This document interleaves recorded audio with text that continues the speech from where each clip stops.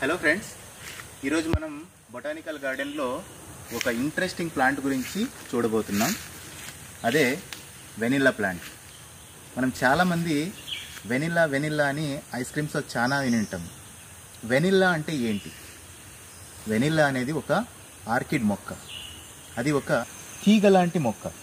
ఈ విధంగా మనకు తీగ ఉంటుంది అన్నమాట. చూసారు కదా, తీగ ఉంటుంది. ఒకవైపు ఆకు, ఒకవైపు ఈ విధంగా ఎగబాకడానికి తీగలు కూడా ఉంటాయి దీనికి. దీని సహాయంతో మొక్కలపై ఎగబాకుతూ పెరుగుతుందన్నమాట. ఓకే, మనకు అండమాన్లో 3 వన్య జాతులు ఉన్నాయన్నమాట. లక్కీగా ఇక్కడ మనం ఫ్రూట్ కూడా చూడొచ్చు. దీని ఫ్రూట్ ఈ విధంగా ఉంటుందన్నమాట. ఒక చిన్న సైజు అరటిపండులాగా ఉంటుంది. ఈ విధంగా దీన్ని పాడ్ అంటారనమాట. ఓకే, ఈ ఇన్ఫ్లోరెసెన్స్ నుంచి వచ్చిన ఈ ఫ్రూట్ని పాడ్ అంటారు. చూసారు కదా, దీన్ని మెచ్యూరిటీ తర్వాత కట్ చేసుకొని ఎండబెడతారనమాట. ఎండబెట్టి ఒకటి తీస్తాను మీకోసం. దీన్ని మెచ్యూరిటీ తర్వాత అంటే మాగిన తర్వాత ఎండబెడతారు.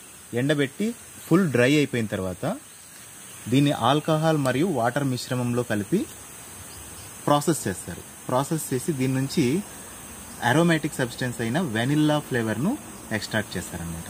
ఆ వెనిల్లా ఫ్లేవర్ను చిన్న బాటిల్స్లో నింపి డిఫరెంట్ బ్రాండ్ నేమ్స్ మనకు మార్కెట్లో అమ్ముతూ ఉంటారు. ఓకే, ఆ ఎక్స్ట్రాక్ట్ మనం కేక్స్లో కానీ లేదంటే వెనిల్లా ఐస్ క్రీమ్ ప్రిపరేషన్లో కానీ కలిపినట్టయితే దాని యొక్క అరోమా దానికి వస్తుంది అన్నమాట. ఓకే, ఇది వెనిల్లా ఫ్రూట్. దీని లోపల చూసినట్టయితే మనకు చూసారు కదా, ఈ విధంగా చాలా చిన్నగా ఉన్న సీడ్స్ ఉంటాయి.